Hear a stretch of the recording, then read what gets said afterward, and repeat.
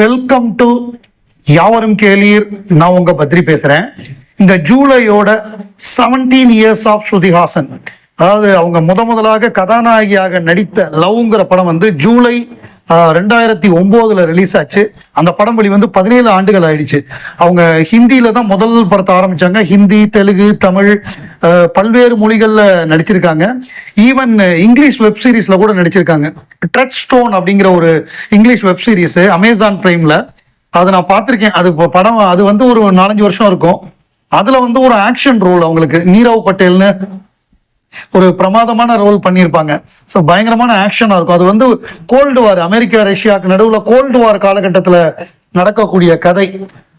So இந்த மாதிரியாக அவங்க கதாநாயகியாக நடித்தது, சொந்த குரலில் பாடினது, அவங்க படத்துக்கு அவங்களே இசையமைச்சு அவங்க பாடினது, கான்சர்ட் பண்ணது, ஸோ அவங்க வேற படங்களுக்கு மியூசிக் பண்ணது, குறிப்பாக வந்து உன்னை போல் ஒருவனுக்கு அவங்க தான் மியூசிக் பண்ணாங்க. ஏஆர் ரஹ்மான், ஹாரிஸ் ஜெயராஜ் மாதிரியான சிங்கர்ஸுடைய இதில் பாடினாங்க. இப்போ லேட்டஸ்டாக கூட ஒரு ஆல்பம், சாய் அபியங்கருக்கு ஒரு ஆல்பம் பாடி பயங்கரமான ஹிட் ஆச்சு. ஸோ அந்த மாதிரியாக தொடர்ந்து அவங்க ஒரு ஹீரோயினா, ஒரு வெப் சீரிஸ்ல நடிக்கக்கூடிய ஒரு ஆக்ட்ரஸா, பாடக்கூடிய ஒரு சிங்கர் பிளஸ் மியூசிக் டைரக்டர், அதை தவிர வந்து ஆங்கராகவும் அவங்க ஒர்க் பண்ணியிருக்காங்க. ஹலோ சகோ அப்படின்னு சொல்லிட்டு சன் டிவியில் நடந்த எவ்ரி சண்டே நடந்த ஷோ. அது எவ்ரி சண்டே வந்து நடக்கும். ஒவ்வொரு செலிபிரிட்டி இன்டர்வியூ பண்ணுவாங்க.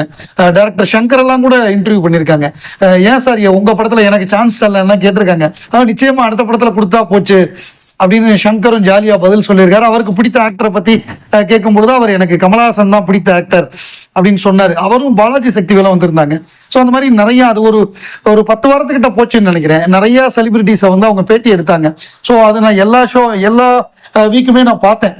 ஸோ அந்த மாதிரியான ஒரு வெர்சடைல், அதாவது அவங்க வந்து கதாநாயகியாகவும் இருக்காங்க, அதை தவிர வந்து ஒரு வெப் சீரிஸ்ல ஒரு பர்டிகுலர் கேரக்டர் பண்ண சொன்னாலும் பண்றாங்க. அதை தவிர இப்போ லேட்டஸ்டா ஒரு பெஸ்ட் செல்லர்னு ஒரு வெப் சீரிஸ் அமேசான் பிரைம்ல, அதுலயும் நடிச்சிருந்தாங்க. சிங்கரா இருக்காங்க, மியூசிக் டைரக்டரா இருக்காங்க, ஒரு ஷோவை ஹோஸ்ட் பண்றாங்க. எப்படி உலகநாயகன் கமலஹாசன் அவர்கள் பிக் பாஸை ஹோஸ்ட் பண்ணாரோ அந்த மாதிரி அவங்க ஹலோ சகோன்னு ஒரு ஷோவை ஹோஸ்ட் பண்ணாங்க.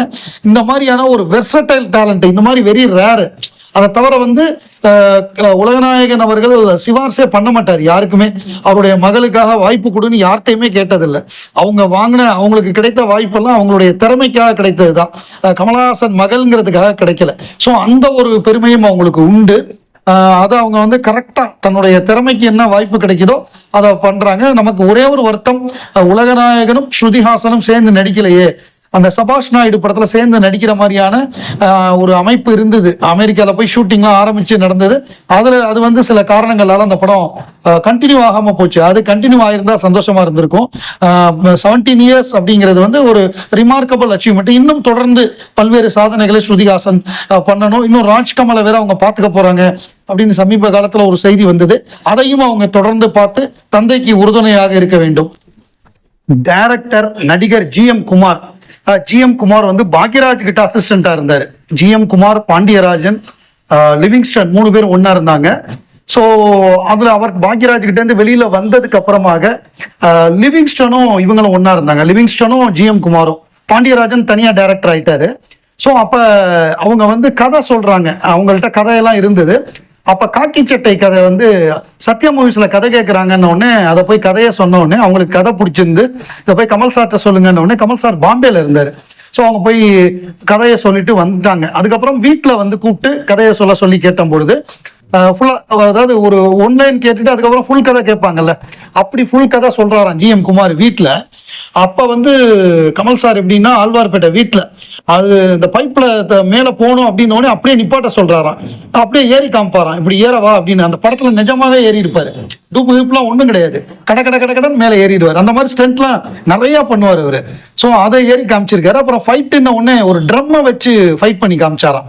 இதுல பண்ணா எப்படி இருக்கும், அதுல நிக்கிறதே சர்க்கஸ் தெரிஞ்ச பண்ணா தான் பண்ண முடியும். அந்த மாதிரி ஒரு பிரச்சனை அந்த ட்ரம்ல ஆடுறதுங்கிறது. அதுல டான்ஸ் ஃபைட்லாம் ஆடி காமிப்பாராம். ஒரு கதை சொல்றப்ப நார்மலா ஹீரோஸ் வந்து எந்த ரியாக்ஷன் காமிக்க மாட்டாங்க.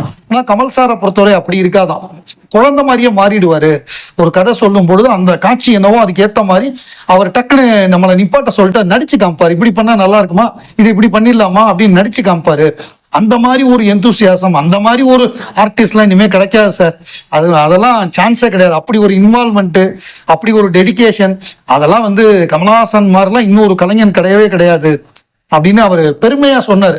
அவர் சொல்லும் பொழுதே நமக்கு அந்த எந்த அளவு இவர் டெடிகேட்டடாக பண்ணியிருப்பாருங்கிறத நம்மளால புரிஞ்சுக்க முடியுது. ஏன்னா நம்ம அதனால தானே அவரை ரசிக்கிறோம். ஒரு சின்ன சின்ன விஷயத்த கூட ரொம்ப நுணுக்கமா, ஒரு கேரக்டருக்கு வந்து பல்லு நீட்டி இருக்கணும்னா அதுக்கு பல்லுக்கு மெனக்கெட்டு ஒவ்வொரு விஷயத்தையும் பார்த்து பார்த்து பண்றாருல, அதனால தானே அவர் மற்றவர்களை விட பெஸ்டா இருக்காரு. உலகநாயகன் கமலஹாசன் உலகத்திலேயே அதிக விருது வாங்கினவர். தேசிய விருதுகளை பொறுத்தவரை 2014 அப்புறம் அவருக்கு விருதுகள் கொடுக்கறத நிப்பாட்டிட்டாங்க. அது குறித்து நிறைய பேர் ட்விட்டர்ல போடுறாங்க. ஏன்னா எனக்கு இப்போதான் தெரியும், அமிதாப் பச்சனுக்கும் ரஜினிகாந்துக்கும் பத்ம விபூஷன் கொடுத்துட்டாங்க, இன்னும் உலகநாயகனுக்கு கொடுக்கல. அவருடைய பங்களிப்புங்கிறது வந்து அவருக்கு ஈக்குவலா யாருமே கிடையாது.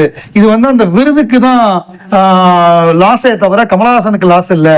அப்புறம் அதை தவிர நிறைய லிஸ்ட், கமலஹாசனுக்கு வந்து இந்த படங்களுக்கெல்லாம் தேசிய விருது கிடைச்சிருக்கணும், அது கிடைக்காம போச்சு அப்படின்னு சொல்லி அது மிஸ்டு லிஸ்ட்லாம் போடுறாங்க. ஸோ அந்த மிஸ்டு லிஸ்ட்ல பார்த்தா அதுவே ஏகப்பட்ட படம் இருக்கு. அதாவது அவர் நடிக்கிற எல்லா படத்துக்குமே விருது கொடுக்க முடியாது. ரொம்ப நுணுக்கமா பார்த்தாலுமே குறைஞ்சது ஒரு மினிமமா நான் சொல்றது வந்து ஒரு 15-20 படத்துக்கு மிஸ் ஆயிருக்கும். அது இந்த லிஸ்ட்ல நான் சொல்ற சில படங்களை பாருங்க. உங்களுடைய எந்தெந்த படத்துக்கு நீங்க எதிர்பார்த்து கிடைக்காம போச்சு அப்படிங்கிறத சொல்லுங்க.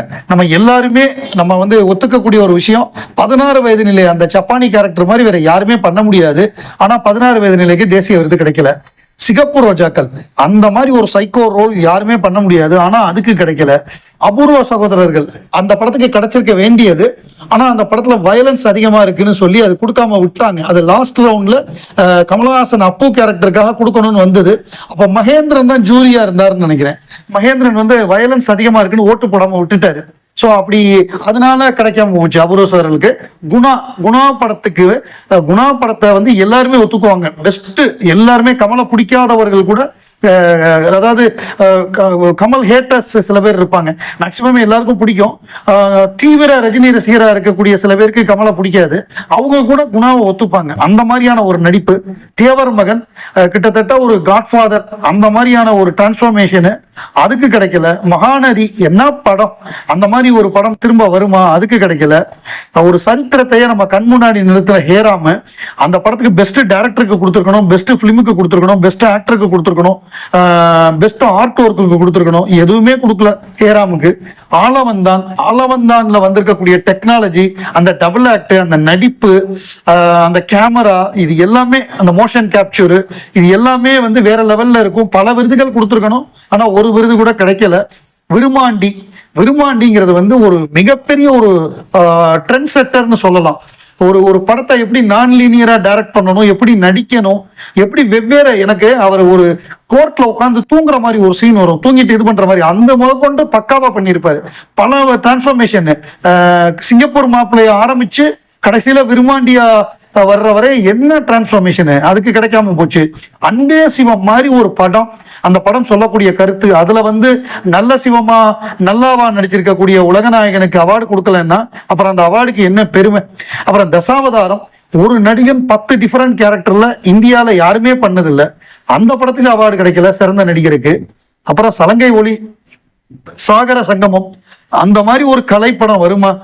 என்ன படம், there is no end for ஆர்ட்னு முடிச்சிருப்பாரு, அதுல அவர் பண்ண ரோலுக்கு கிடைக்கல. அப்புறம் சுவாதி முத்தியம் ஆஸ்காருக்கெல்லாம் போச்சு, பட் ஆனா நம்ம ஊர்ல அவார்டு கொடுக்கல. ஸோ இது எல்லாமே கமல்ங்கிற மகா கலைஞனுக்கு அப்பவே கிடைக்கல. அவர் அரசியல்ல ஈடுபடாத காலத்திலேயே அவருக்கு பல விருதுகள் தள்ளி போச்சு. அப்புறம் அவர் அரசியலுக்கு ஈடுபட்டதுக்கு அப்புறம் எப்படி கொடுப்பாங்க?